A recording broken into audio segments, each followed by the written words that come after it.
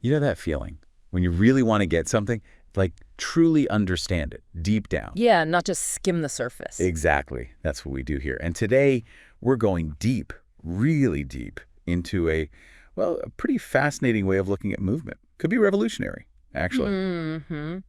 And this isn't, the latest fitness fad that's gone in 6 months. We're digging into a synthesis called SAMBA, S-A-M-B-A. Right. Pronounced like the dance. Just like the dance. It was developed by Terence Hughes.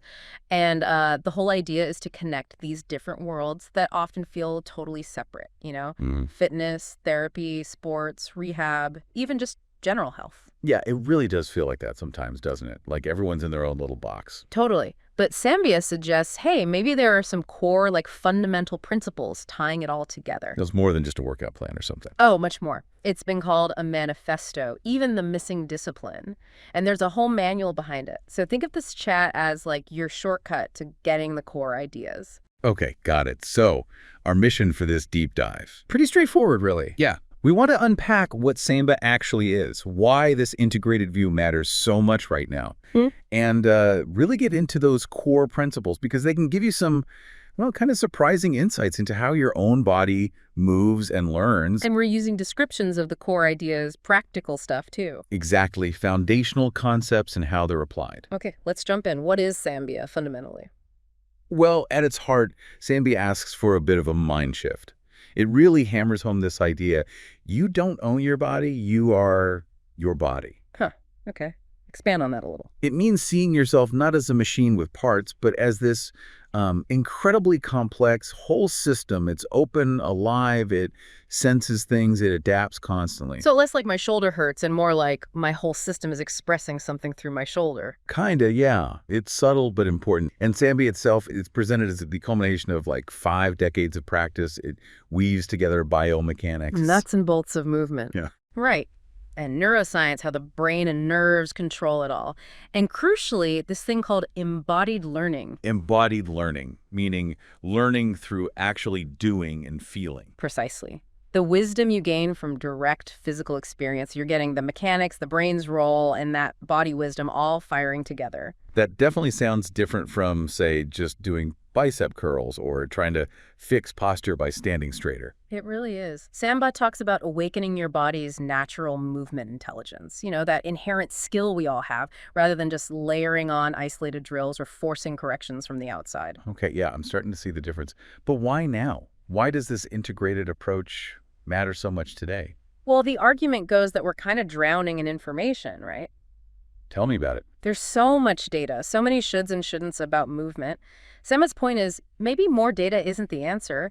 Maybe what we really need is reconnection. Reconnection, Yeah. How so? Bringing these separate ideas back together, sure, but maybe even more vital, reconnecting with our own body's signals and intelligence.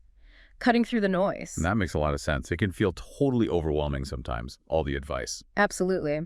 And the upside of reconnecting, well, it could be huge. SCR talks about rediscovering just the simple joy of moving. I like the sound of that. Rebuilding trust between your mind and body.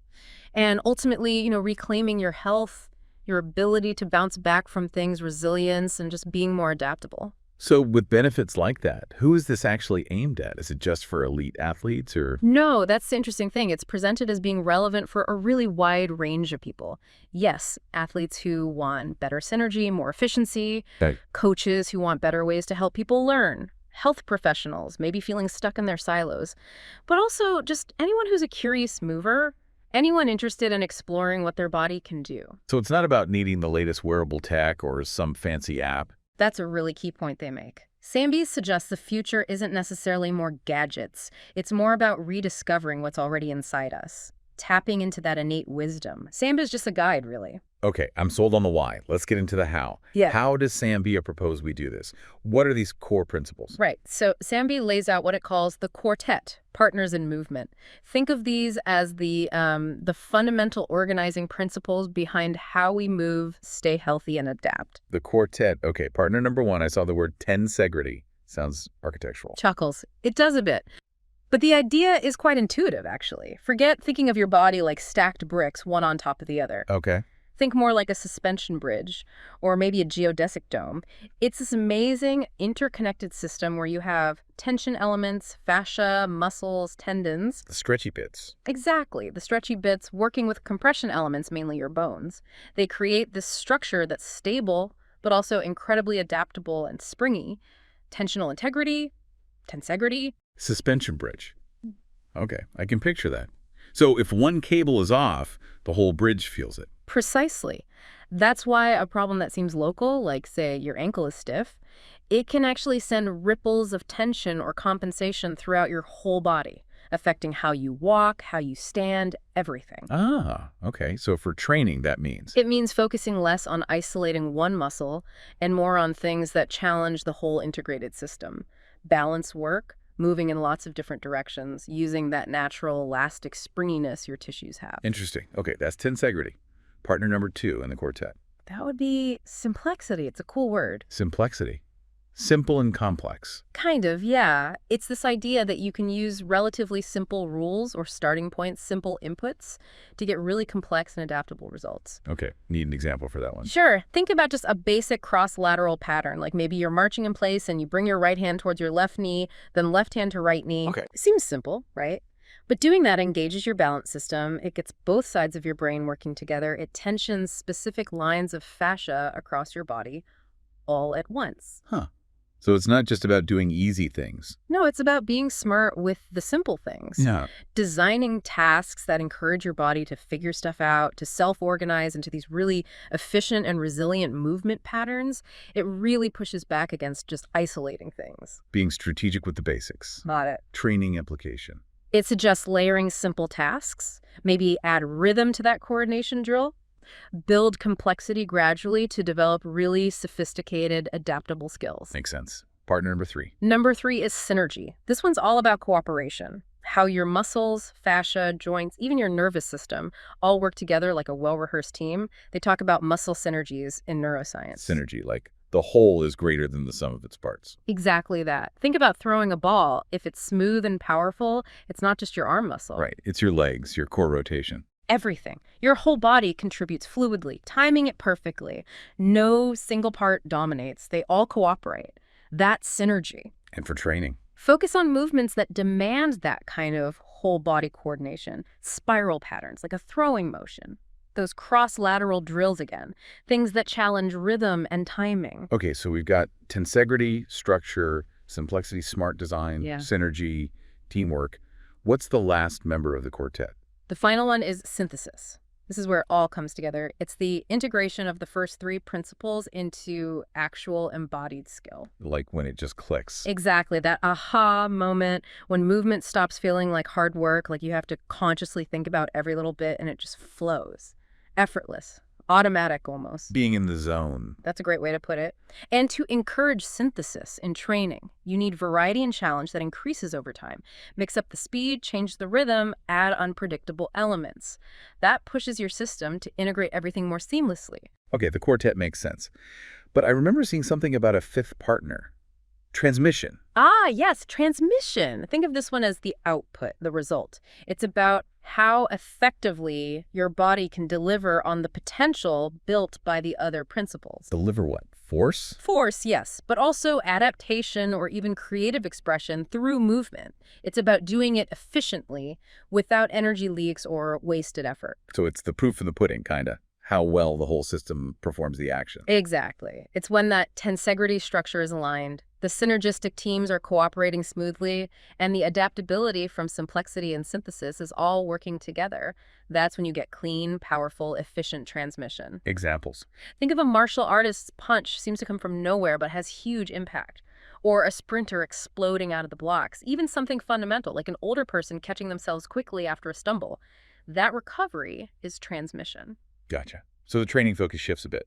Yeah, it shifts from just, say, how much weight you can lift with one muscle to how well energy flows through the entire system to produce the desired result. It's holistic. That really clarifies it. It's not just strength, but coordinated, efficient power. Okay, now, there's also this intriguing phrase, action learning, called the missing bridge. Why missing? Why so important? Action learning is highlighted as, well, absolutely vital, but something often skipped in standard training or therapy. Really? How so? It's the simple but profound idea that we learn best by doing, by actively exploring, paying attention to the feedback our body gives us, thinking about it, reflecting, and then adjusting what we do based on that experience. So it's not enough to just be told, move like this. Exactly. You have to engage in the discovery process yourself. The classic example is a kid learning to ride a bike, right? Yeah, lots of wobbling. Lots of wobbling. They don't just read instructions. They feel the balance. They make tiny adjustments. Maybe they fall. They get back up. They try again. They're learning through action. Okay, I see. So training sessions should look different then. Ideally, yes. They should encourage curiosity. Maybe use constraints like try doing this task but without using your dominant hand to force you to problem solve. And importantly, build in time for reflection. Ask yourself, what did that feel like? What worked? What didn't? Putting the learner in charge. Precisely. So how does this all fit together then? Tensegrity, simplexity, synergy, synthesis, transmission, action learning. It feels like a lot of pieces. But the beauty of it, as Samba presents it, is how they interlock. They're not really separate things. Tensegrity gives you the resilient structure. Simplexity provides the smart design principles for movement. Synergy gets all the parts working as a team. Synthesis integrates it all into effortless skill. Transmission is the efficient output of that skill. And action learning is. Action learning is the engine driving it all. It's the process by which you actually embody these principles and make them your own. It makes Samba practical, not just theory. It puts you back in control of rediscovering your movement potential. This is all super interesting theoretically, but can we make it more concrete? Is there like a specific exercise or example of Samba in action? Absolutely. A common one they use is the cross-lateral drill. You can do it sitting or standing. Doesn't matter too much. Okay, walk me through it. All right. First, just gently slap your thighs. Then clap your hands together. Now, the coordination part. Simultaneously touch your right hand to your nose and your left hand to your right ear, the opposite ear. Okay, right hand nose, left hand opposite ear. Got it. Smoothly switch. Left hand to nose, right hand to your left ear, and just keep alternating back and forth, trying to make it a smooth loop. Huh.